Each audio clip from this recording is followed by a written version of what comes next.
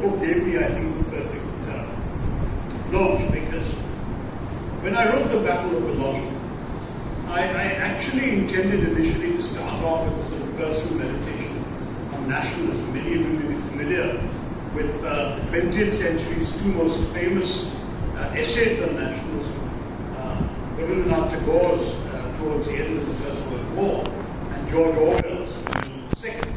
And both of them were writing at a time when the world seemed to be driven apart by nations fighting each other. And they both wrote about nationalism with a certain degree of hostility, if not disdain. For Tagore, nationalism was a very poor substitute for humanity, for global humanism.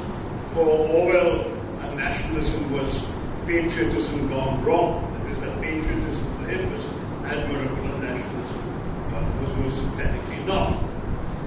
I thought it was time to rethink some of these ideas from the perspective of the second decade of the 21st century, and to look back on what we have in many ways learned and seen of nationalism globally since these two very great minds addressed themselves to it, as well as how these ideas have been applied in the Indian context. And in my case, as I began contemplating how I would address it, I realized I'm not Tagore or Orwell.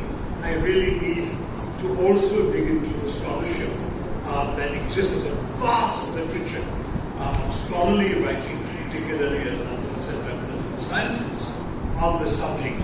And whereas when Tagore was speaking, as it was at that time, a series of lectures, or Orwell was writing, one could sort of get away with it. And if you want, there's one more in whose company those two belong, and that would be the late 19th century speech turned essay by the French scholar, philosopher, political philosopher Ernest Renan, who talked about what is a nation for the first time in modern terms. And I thought, since so much has happened, I need to see what the scholars are saying.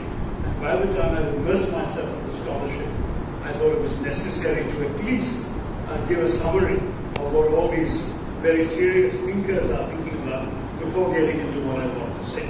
So the net result is a somewhat longer book than I had intended to write when I started out. But here's what it tries to do. At the beginning, the first 100 pages or so is essentially a summary of the state of global literature on nationalism and on belonging. In other words,